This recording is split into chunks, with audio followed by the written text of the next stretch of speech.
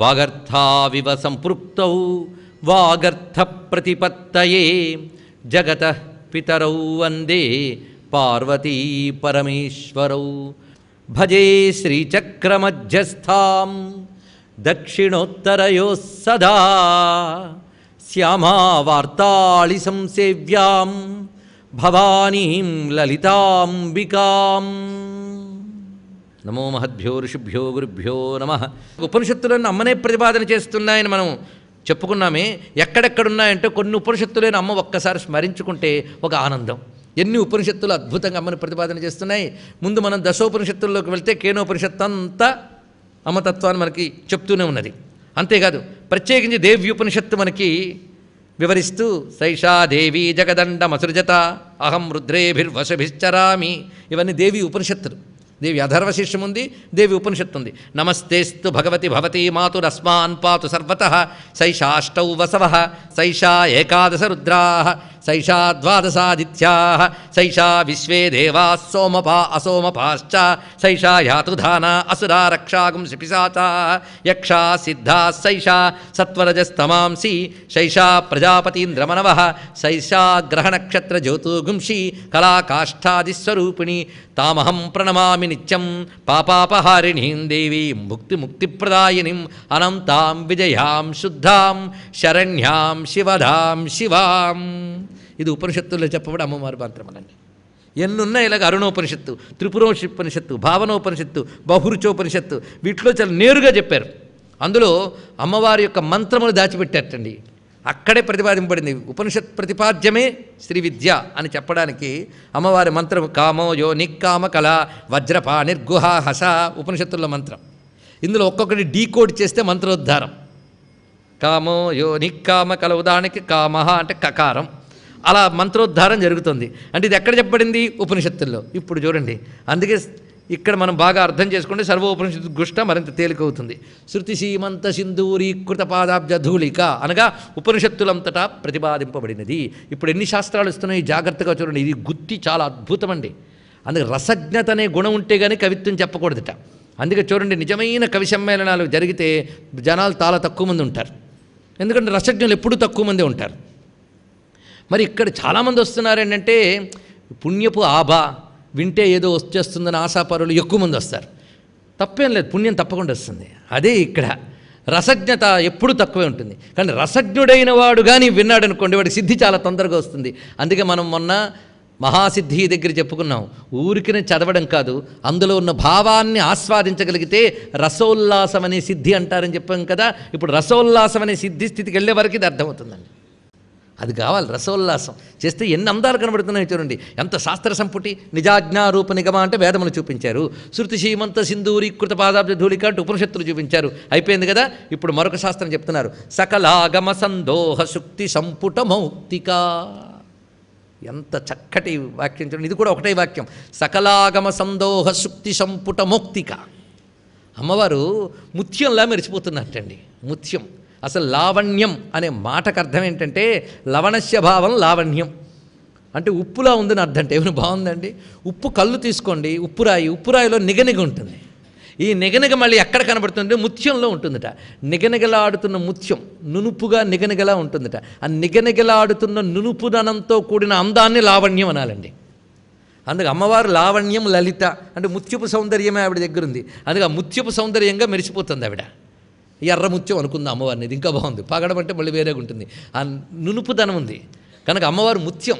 ఏవైనా గొప్పగా ఉన్నాయనుకోండి, స్వచ్ఛంగా స్పష్టంగా మన లోకంలో ఒక మాట ముత్యం లాంటి వాడండి అని, రత్నం లాంటి వాడండి అని. రత్నాలకే రత్నం అమ్మవారు. అందుకే వాడు ముత్యం అంట. ముత్యం ఎక్కడ దొరుకుతుంది? ముత్యపు చెప్పులో దొరుకుతుంది.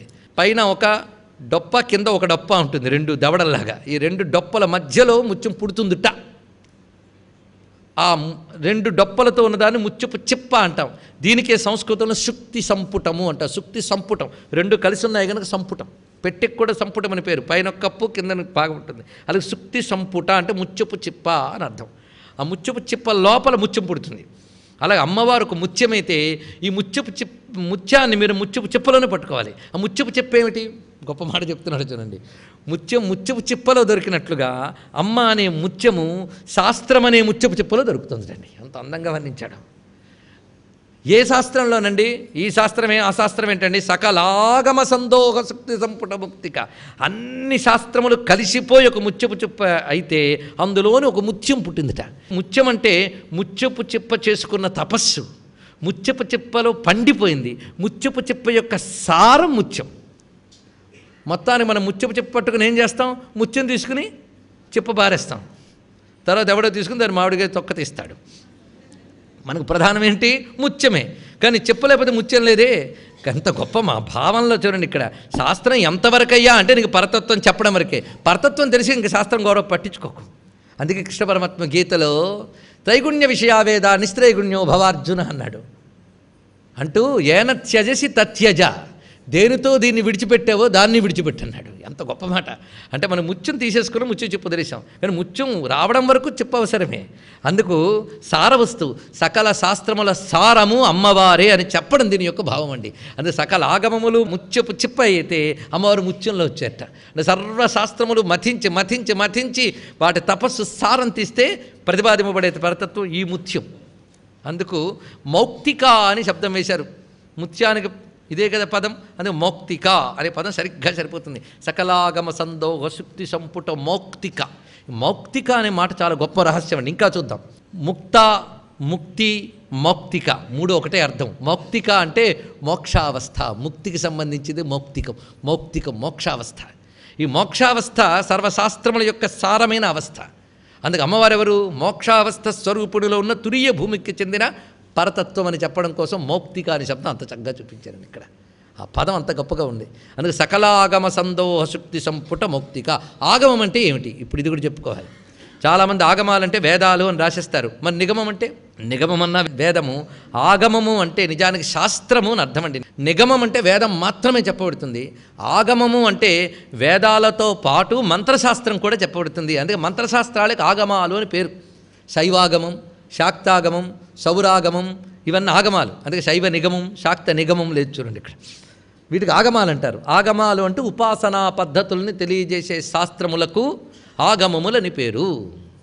అది తెలుసుకోవాల్సింది. అందుకే ఒకవేళ నిగమం చూపించాడు, ఉపనిషత్తు చూపించాడు, ఆగమం చూపించాడు. మన బ్రతుకు బాగు చేయడానికి రెండే గ్రంథాలు, నిగమం, ఆగమం. ఈ రెండిట్లో ఉండేవి ఏమిటో స్మరించి చెప్పేవి స్మృతులు, ఇంకోటి లేదు. వాటిల్లో ఉన్నవి సామాన్యుడికి అందించడం కోసం కథల రూపంలో, బోధల రూపంలో అందించేవి పురాణాలు. కనుక మరి హిందూ మతానికి ఆధార గ్రంథములు ఎన్నో తెలుసుకోండి ఇక్కడ. కానీ హిందువులకు మత గ్రంథము లేదు, మతము లేదు, ధర్మం ఉంది హిందువులకి. తెలుసుకోండి ఇక్కడ. ఈ ధర్మం పరంపరా ప్రాప్తం. ఋషులు ఇచ్చారు. ఈ ఋషులు ఇచ్చినవి మొత్తం మనకి సోర్సెస్ 4: శృతి, స్మృతి, పురాణ, ఆగమ. 4 సోర్సులు. నిజానికి ఆగమాలు కూడా శృతుల నుంచి స్వీకరించబడ్డాయి. శృతుల్లో వర్ణించిన కాళీ, లక్ష్మి, సరస్వతి, విష్ణు ఇవే ఆగమాల్లో మరింత విస్తరంగా మరొక రూపంలో అందించారు. అందుకే వేదం అంగీకరించిన ఆగమాలు మనకు కావాలి. వేద సమ్మతమైన ఆగమాలు దక్షిణాచారం, వేద విరుద్ధమైన ఆగమాలు వామాచారం. ఇంతే తెలుసుకోవాలి. అందుకు వేద సమ్మతమైన ఆగమాలే ఇక్కడ తీసుకుంటున్నాం. అందుకు ముందు వేదాన్ని ప్రతిపాదన చేశారు, వేదాంతాన్ని ప్రతిపాదన చేశారు. ఈ రెండింటిని పనికొచ్చేటట్టు ఇచ్చే ఆగమము శ్రీ విద్యాగమం. ఇలాగేంటి? సకలాగమం. సకలాగం అంటే శాక్తేయ, సౌర ఇత్యాది అన్ని ఆగమాల సారము ఒకటే పరతత్వం. ఆ పరతత్వమే ఇక్కడ మన అమ్మవారు. సకలాగమ సందోహ శుక్తి సంపుట మౌక్తిక. ఎంత గొప్ప మాట చూడండి. నిగమం, ఆగమం ఈ 2 పేర్లకు అర్థం చూద్దాం ఇప్పుడు. నిగమం అంటే నిర్గమించింది. నిగమం నిర్గమించుట అంటే బయటికి వచ్చుట అని అర్థం. నిగమం అంటే పరమాత్మ నుంచి బయటకు వచ్చింది. సూర్యుడి నుంచి వెలుగొచ్చినట్టు పరమాత్మ నుంచి వేదం వచ్చింది కానీ అది నిగమం. ఆగమం అని పేరు ఎందుకు వచ్చిందో చెప్తున్నాడు ఇక్కడ. ఆగమించింది. ఆగమించిందంటే బయటకు వచ్చిందని అర్థం. చూడండి ఇక్కడ. నితరాం అన్నప్పుడు నిర్గమం, ఆసమంతాత్ అన్నప్పుడు ఆగమం. 2 అర్థం. రెండిటికి ఒకటే అర్థం నిజానికి. మరి వేదాలకి దీనికి 2 ఒకటేనా అంటే భావం ఒకటే. తేడా కోసం పదములు చెప్పారు, మనం తేడా పోల్చుకోవడం కోసం. ఆగమాలు కూడా ఈశ్వర ప్రోక్తములే. అందుకే సర్వాగమములు ఈశ్వరుడే చెప్పేట. ఇదే మనకి చతుష్షష్ట్యాతంత్రై అని శ్లోకంలో శంకర భగవత్పాల్ వారు చెప్పారు. మొత్తం అన్ని ఆగమాలు శివుడే చెప్పేట. చెప్పమని అమ్మవారు ప్రేరేపించట. చెప్పు చెప్పు చెప్పు అని. అదే చెప్తాను వినన్నట్ట. ఆవిడకి చెప్తూ ఉంటే మిగిలిన వాళ్ళు విన్నట్ట. మీరు ఎప్పుడైనా నోములు అవి చేసుకున్నప్పుడు కైలాసంబన పార్వతీదేవికి శివుడి ఇట్లని ఆనతిచ్చే అని మొదలవుతుంది, అవునా లేదా?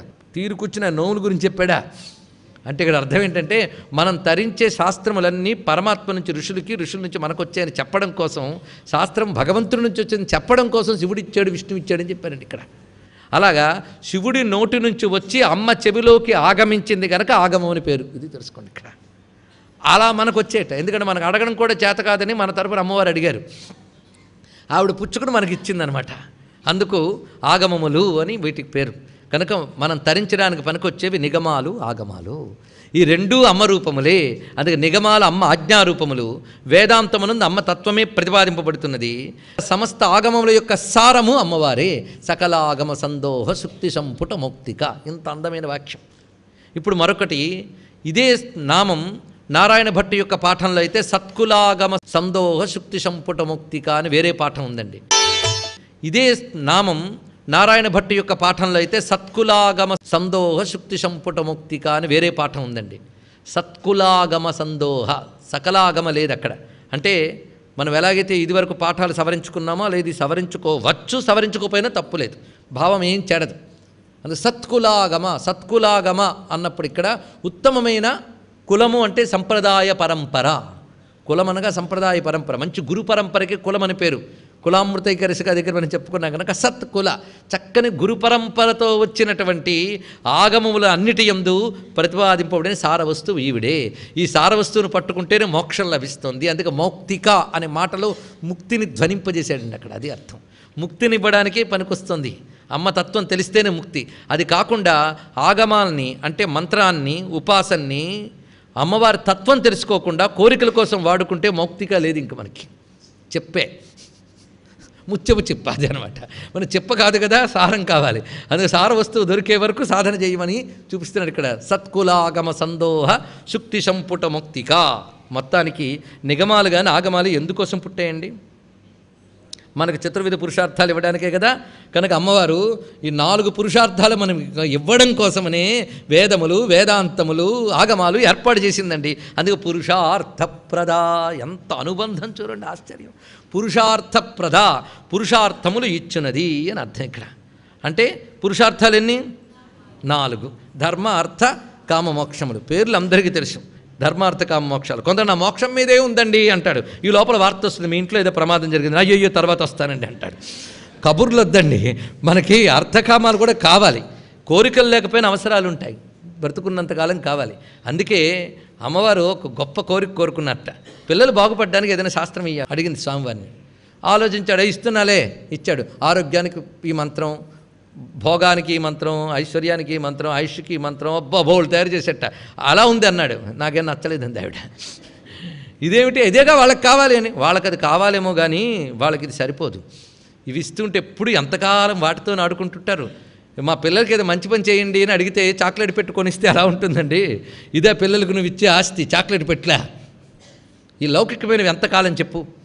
సరే, నాకు కావాల్సింది పిల్లలకి లౌకికమైన కోరికలు తీరాలి, మోక్షము రావాలి, రెండూ కావాలి. అవ్వా కావాలి, బొవ్వా కావాలి, రెండు కుదరదు, ఏదో ఒకటే అన్నట్టు ఆయన. నిజమండి, మోక్షం కావాలంటే భోగం ఉండదు, భోగం ఉంటే మోక్షం ఉండదు, రెండు కష్టం. కష్టం కనుక మిమ్మల్ని అడిగానండి. ఏదైతే ఎవడైనా తేలిగ్గా చేస్తాడు. రెండూ ఇవ్వగలిగే విద్య ఇవ్వడం మహా కష్టం కదా. సాధారణంగా భోగం కావాలంటే వేదం దగ్గరికి వెళ్ళాలి, మోక్షం కావాలంటే వేదాంతం దగ్గరికి వెళ్ళాలి. రెండూ ఒక్కచోట ఇవ్వడానికి ఏదైనా తయారు చేయమని మిమ్మల్ని అడుగుతున్నాను అన్నదిట. నువ్వు చేయలేవా అంటే నేను చేయించుతానందిట ఆవిడ పని అది. ఆఖరికి పునస్త్వం నిర్బంధాత్, గట్టిగా నిర్బంధించింది రండి. ఆయనకి పొద్దున్న లేచిన దగ్గర నుంచి చేశారా ఇదే పని. ఎంత నిర్బంధించిందో ఆఖరి విసిగిపోయి సరే తయారు చేస్తున్నానులే అన్నాడు. దానికంటూ మళ్ళీ వేషం మార్చుకున్నాడు. చూడండి, మనం పూజ చేసినప్పుడు ఒక వేషం, వంట వండేటప్పుడు ఒక వేషం, వర్క్ చేసేటప్పుడు ఒక వేషం, అవునా లేదా? అందుకు ఆఫీస్కి వెళ్తే యూనిఫారం వేసుకుని వర్క్ చేయాలి. అలాగే ఈయన కూడా ఈ రెండూ ఇవ్వడానికి ఒక శాస్త్రం తయారు చేయడానికి వేషం మార్చుకున్నట్ట. దక్షిణామూర్తి వేషం వేసేసుకున్నాడు. వేసుకుని ఒక దగ్గరకు వచ్చి తయారు చేసేటండి ఒక శాస్త్రాన్ని. ఇదిగో తయారు చేశా, ఇది కానీ పట్టుకుంటే ఇహానికి కావలసిన భుక్తి వస్తుంది, పరమార్థానికి కావలసిన ముక్తి వస్తుంది. అలాంటి శాస్త్రం తయారు చేసిన అమ్మాయి ఇదే నాకు కావాలంది. ఇదంతా నీ గురించే అన్నాడు. అవును, మన ఇద్దరి గురించి అంది ఆవిడ. అలాగా పురుషార్థప్రద, ధర్మ అర్థ కామములు లౌకికములు, మోక్షం అనేది పరమార్థం. 4 ఇవ్వగలిగే విద్య పేరు శ్రీ విద్య. అదే అమ్మ యొక్క రూపము. ఇది తయారు చేయించింది. అందుకే ఆ రూపముగా మనకు పురుషార్థప్రద అని చూపిస్తున్నారు. పురుషార్థప్రద ఆవిడ పురుషార్థములన్నీ ఇస్తుందండి. అందుకు గొప్ప మాట చెప్పారు. ఆరోగ్యార్థే అర్చయేత్ సూర్యం, ధర్మ మోక్షాయ మాధవం, శివం ధర్మార్థ మోక్షాయ. చూడండి, ఆరోగ్యం కోసం సూర్యుడిని ఆరాధన చేయాలట. ఇది చాలా ప్రధానం. అది లేకపోతే ఏదీ లేదు. చుట్టూ సంపదలున్నా అనుభవించడానికి ఆరోగ్యం ఉండాలి, అంతే కదా. లేకపోతే ఏం పర్వాలేదని డబ్బు ఉంటే నన్ను మోయడానికి నలుగురిని పెట్టుకుంటానంటే బాగోదు, తాను నడవగలిగితేనే ఐశ్వర్యం. అందుకే ఇక్కడ ఆరోగ్యార్థే అర్చయేత్ సూర్యం ధర్మమోక్షాయ మాధవం. ధర్మం కోసం మోక్షం కోసం విష్ణువుని ఆరాధించాలట. శివం ధర్మార్థమోక్షాయ, ధర్మార్థమోక్షాలకి శివుణ్ణి ఆరాధించాలట. చతుర్వర్గాయ చండికాం, 4 కావాలంటే అమ్మవారిని ఆరాధించండి అని చెప్పాడు. ఇక్కడ ఎంత గొప్పగా చెప్పాడు. ఇది చెప్పాడు కదా అని విష్ణువుని తగ్గించాడని మొహాలు చూడొద్దు, శివుని తగ్గించాడు ఇంకోరు చూడొద్దు. ఇక్కడ అన్ని అమ్మవారి రూపాలే. దీనిని పారమ్యం అంటారు. ఏ శాస్త్రం చెప్పినప్పుడు ఆ శాస్త్రం నిష్ఠ కలిగించడం కోసం. కానీ చతుర్వర్గాయ చండికాం, 4 కావాలంటే ఎవరిని ఆరాధన చేయాలి? ఎంతే నమ్మండి. అమ్మ చూడండి, తండ్రేమో పిల్లాడు కష్టపడితే కష్టపడ్డాడు కానీ వీడికేమో ఫస్ట్ ర్యాంక్ కావాలంటాడు. తల్లి అంటుంది కష్టపడ్డా మధ్య మధ్యలో వాడి సుఖంగా తిండి తిప్పలు చూసుకోవాలి కదండి అంటుంది తల్లి అండి. అది తల్లి. అందుకే చతుర్వర్గాయ చండికాం, అమ్మనగాని ఇంత గొప్ప ఉందండి. అందుకే ఏర్చయంతి పరాంశక్తం విధినా అవిధినాపివా నతే సంసారినో నూనం ముక్తా ఏవన అసంశయ. తెలిసి కానీ తెలియక కానీ ఎలాగైనా అమ్మవారిని ఆరాధించడం అంటే మొదలు పెట్టేస్తే వాడిని మరి సంసారి అనకూడదట, వాడు ముక్తుడని అనాలట. ఎందుకంటే వాడు మరి సంసారంలో పడ్డు, వాడు మోక్షం ఎప్పుడైనా తప్పకుండా పొంది తీరతాడు. ఎంత అభయమిస్తుందండి. అందుకే పురుషార్థప్రదా. దాంతో ఏమైంది? జీవుడు పరిపూర్ణుడైపోయే లేదా? పరిపూర్ణ స్థితి అంటే పరిపూర్ణం అంటే అమ్మవారేగా. అందుకు వాడిని పరిపూర్ణం చేసే పూర్ణస్వరూపుని కనుక పూర్ణ. గొప్ప మాట, పూర్ణ. అందుకే అమ్మవారి దీక్ష గట్టిగా వచ్చేస్తే పూర్ణ దీక్షాపరులు అని వ్యవహారం వాడతాం. పూర్ణ దీక్ష అంటే ఏంటి అర్థం? చిట్ట చివరి పేజీ కూడా చెప్పాడు మా. అది కాదు పూర్ణ దీక్ష అంటే. పూర్ణ దీక్ష అంటే బ్రహ్మ విద్య పరంగా అన్వయించడమే. అక్కడికి తీసుకుపోవాలి మనల్ని. నా పూర్ణ దీక్ష ఇచ్చేసారండి. దీక్ష ఇచ్చినంత మాత్రాన గొప్పవారు అయిపోరండి. సాధన చేస్తే గొప్పవారు అవుతారు. కొంతమందికి దీక్షాపరులు ఇలా గురుగారు దీక్షిస్తారు లేదా వెంటనే బోర్డు పెడతాడు వాడు. పూర్ణ దీక్షాపరులు, పాదుకాన్ దీక్షాపరులు, ఫలానా ఉపాసకులు అని చెప్పుకోకూడదండి. ఇది వ్యవహారం కాదు. ఎవడైనా చెప్తే వద్దు బాబు అని చెప్పాలి. ఇక్కడ కొంతమందికి తెలిసిపోయితే వేరే విషయంగా తెలియజేసుకోకూడదు. అది దాని వ్యాపారం చేయకూడదు. వాడిని సంప్రదించండి, వాడు ప్రతి నెలా చెప్తాడు, హోమం చేస్తాడు, మీ కష్టాలను తీర్చేస్తాడు. వాడు మంత్ర వ్యాపారి. పనిచేస్తే చేయొచ్చు, అంత ఐహికమే ఇందుకు చెప్పినట్టు ఇక్కడ ఇవన్నీ కూడా. కానీ వాడు పరం రాదండి. అందుకే ఇప్పుడు ఏం చెప్తున్నాడు? పూర్ణ. ఆవిడ పూర్ణ విద్య, శ్రీ విద్య పూర్ణ విద్య. పూర్ణ విద్య అనగా బ్రహ్మ విద్య. అయితే కేవలం మోక్షమేనా? ఏం లేదుట, ఇది కూడా ఇస్తుందిట. అందుకే ఆవిడ పూర్ణ అయిన బ్రహ్మమే కాకుండా భోగిని. తర్వాత మాట భోగిని, పూర్ణ భోగిని. భోగం అంటే ఇహలోక పరలోక సుఖములు భోగములు. ఆ భోగములన్నీ ఆవిడ స్వరూపాలే. ఇవాళ నువ్వు అన్నం తిన్నావంటే ఆవిడ అన్నంలో శక్తి ఉంటే కానీ నీకు లేదు. అందుకే ఆ భోగములన్నీ ఆవిడ రూపములే అని తెలిసి ఏవైనా భోగించు, ఎంత గొప్పగా ఉంటాయి. అందుకే భోగిని, భోగములు కలది. భోగము అనగా నిజానికి పదార్థాలు కావు, ఆనందం అని అర్థం. అంతే కదా. ఆనందమే భోగము, అనుభవము, ఆనందానుభవం. కనుక భోగిని అంటే ఆనంద అనుభవ స్వరూపిణి. ఇది అసలైన ఇంకో అర్థం. కనుక పూర్ణాభోగిని అంటే మోక్షము లోకసుఖము రెండు ఇస్తున్నది, రెండు రూపములైనది అని అర్థం చెప్పుకోవచ్చు. భోగిని అంటే ఆనంద స్వరూపిణి, ఇది అర్థం చెప్పుకోవాలి. ఇప్పుడు తర్వాత అద్భుతమైన విషయం భువనేశ్వరి. ఇది చిన్న మాట కాదండో, ఇది చాలా ప్రధానమైనది. దశమహావిద్యల్లో చివరి విద్య భువనేశ్వరి. అవునా లేదా? ఈ భువనేశ్వరి విద్యా విషయములన్నీ తర్వాత గుప్పించుతాడు. ఇక్కడి నుంచి భువనేశ్వరి విద్య విజృంభిస్తుంది మనకి. భువనేశ్వరి ఒక పెద్ద మంత్రశాస్త్రం. ఒక్క అక్షరమే ఏంటో చెప్తారా? చెప్పరు. ఒకవేళ ఏదో అర్థం కోసం చెప్పినా చేసేయకూడదు. కొన్ని బీజాక్షరాలు వెంటనే చెప్పినా గురువుపదేశం లేనిది చేయొద్దని మాత్రం చెప్తూనే ఉంటాం. చెప్పలేదు అంటే చేసుకోవచ్చు. ఒకే బీజాక్షరం. నిజానికి ఇది పరమ విద్య, మోక్ష విద్య. మీరు దేవీ భాగవతం చదివితే అందరూ భువనేశ్వరినే ప్రథమ శక్తిగా చూపిస్తారు. అక్కడ మణిద్వీపవాసిని భువనేశ్వరి. ఆవిడిని లలిత అన్నప్పుడు శ్రీమన్నగరనాయిక. రెండింటికి చిన్న భేదం, భేదమేం లేదు మళ్ళీ. అందుకే భువనేశ్వరి బీజం 3 మార్లు వస్తుంది లలిత విద్యలో. చేసేవాళ్ళకి తెలుస్తుంది. ప్రతి కూటమికి చివరి వచ్చేది భువనేశ్వరి బీజమే. అలాగే 3 కూటముల్లో 3 భువనేశ్వరి బీజాలు పెట్టాయి. అందుకే భువనేశ్వరి బీజమే త్రిపురైపోయిందండి. త్రిపుర అయిపోయింది భువనేశ్వరియే. అందుకే భువనేశ్వరియే రాజరాజేశ్వరి. అందుకే శ్రీ విద్యకి భువనేశ్వరి విద్యకి భేదమేమీ లేదు. అది తెలుసుకోవాలి. అందుకే భువనేశ్వరి శక్తి చాలా ప్రధానమైనటువంటిది. ఆ నామమే చాలా భావ్యం. ఇన్ని మార్లు భువనేశ్వరి అని వింటూ ఉంటే వాళ్ళు ఎంత ధన్యులమైపోయి మన అందరం కలిసి. అందుకే భువనేశ్వరి అనే అమ్మ దగ్గర మనం ఇప్పుడు నమస్కారం చేసుకుందాం. భువనములకు ఈశ్వరి. భువనము, భవనము, భువనము రెండు ఒకటే భావం అండి నిజానికి. భవనము, భావము, భవ ఇవన్నీ ఒకటే. అప్పుడు భవాని అర్థం చేసుకోండి. ఇంక నేను చెప్పక్కర్లే. భవాని అక్కడ ఈ విషయం అంతా చెప్పుకున్నాం. భవనాత్ భావనాశ్చైవ భవః అంటే ఉండుట, కలుగుట, కలిగించుట, ఉంచుట. ఇది అర్థమని చెప్పుకున్నాం. అదే భవనము. ఇవన్నీ ఉన్నాయి ప్రపంచములన్నీ కదా వ్యవహారంలో. అందుకే ఇవన్నీ భువనములు. ఎన్ని భువనాలు ఉన్నాయి? 14 భువనాలు మనకి సామాన్యం కాదు. అట్టడుగు లోకం నుంచి పైలోకం వరకు వెళితే బ్రహ్మలోకం వరకు వెళ్ళాలండి. అక్కడితో లోక వ్యవస్థ అయిపోయింది. ఆ పైన ఉన్నవన్నీ లోకాతీతములే. అందుకే అతల వితల సుతల తలాతల రసాతల మహాతల పాతాల అక్కడి వరకు వచ్చాం. మన క్రిందవి భూలోక భువర్లోక సువర్లోక మహాలోక జనలోక తపోలోక సత్యలోకములు, మొత్తం 14 భువనములు. ఇన్ని భువనాలకి ఒక్కరే నాయకురాలు భువనేశ్వరి. ఇక్కడ ఎక్కడున్నా ఆవిడే దిక్కు తెలుసుకోండి. ఇక్కడ ఎక్కడ కూర్చున్నా ఈవిడే భువనేశ్వరి. కనుకనే ఆ బ్రహ్మ కీటజన్నికి భువనేశ్వరికి లింక్ పెట్టుకోవాల్సింది ఇక్కడ. అందుకు భువనేశ్వరి. అది ఇక్కడ చెప్పేటి అమ్మవారి యొక్క బీజం. భువనేశ్వరి బీజమే ఇక్కడ నిక్షిప్తం చేశారు. ఆ బీజం ఏమిటి అనేది బీజాక్షరంతో కూడిన నామం వస్తుంది, అక్కడ చెప్పుకుందాం. అక్కడ చెప్పేస్తే తప్పు లేదు, ఇక్కడ చెప్తే తప్పే. అందుకు భువనేశ్వరి. భువనేశ్వరి ధ్యానం ఎప్పుడు చేసినా శివేన సహితాం దేవీం భావయేద్ భువనేశ్వరీం. ఈ తల్లికి కూడా శివసహితంగా భావించవలసిందే. అందుకు భువనేశ్వరి ఎలా ఉంటుందో తెలుసా? రూపం ఒక్కసారి ధ్యానించుకుందాం. భువనేశ్వరి ఇంతేనండి. ఈ తల్లి రూపం వరద అభయహస్తములు, పాశము అంకుశము ఇంతే పట్టుకుంటుంది. ఇదే పట్టుకుంటాడు భువనేశ్వరుడు. పాశాంకుశం కావాలంటే శ్రీశైల మల్లికార్జున స్వామి వారిని ఇత్యాదులు దర్శించాను ఇక్కడ. ఇది ప్రధానంగా ఇది స్వరూపం. పైన పాశాంకుశం, క్రింద వరద అభయం. ఈ పాశాంకుశాలే లలితమ్మకు కూడా ఉన్నాయి. చెరకవెల్లు పూను బాణాలు ఎక్స్ట్రా. దాంతో అక్షరాలు ఎక్కువ పెరిగాయి. మంత్రానికి దేవతకు ఉన్న అనుబంధం చూడండి మొత్తం. అక్కడ వరదాభయ హస్తాలకి మరి అమ్మవారు అవకాశం లేదు. చెరకవెల్లు పూలు బాణాలు చేతిలో వచ్చేసే గనక ఇంకా వరదాభయ హస్తాలు పట్టకుండా ఆ రెండు పట్టుకుందిట. మరి వరదాభయ హస్తాలు ఏమైపోయాయి? నీ పాదాలే వరదం అభయం అన్నారు శంకర భగవత్పాదులు వారు. అయిపోయాం. అందుకు శరణ్యే లోకానాం తవకి చరణావేవ నిపుణం. ఈ చెప్పడంలో శంకరులు తవకి చరణావేవ నిపుణం అంటే చరణం అంటే క్రింది భాగం కదా. చరణావేవ అంటే ఒక్కొక్క కూటంలో చివరి భాగం. అదే భువనేశ్వరి శక్తినిస్తున్నది అని శంకర భగవత్పాదులు వారు అక్కడిచ్చారు. అందం సౌందర్యలహరిలో చూడండి ఎంత గొప్ప విషయం భావించండి ఇక్కడ. అదే ఆశ్చర్యకరమైన అంశములు ఇవన్నీ కూడా. అందుకే మంత్రతంత్ర తత్వశాస్త్రాల్లోకి వెళ్ళిపోతే లలిత కానీ సౌందర్యలో కానీ అమృతం అండి. అంత గొప్పగా భువనేశ్వరి అంది. ఇది అత్యంత ఫలదాయకము అంటారు ఈ తల్లిని.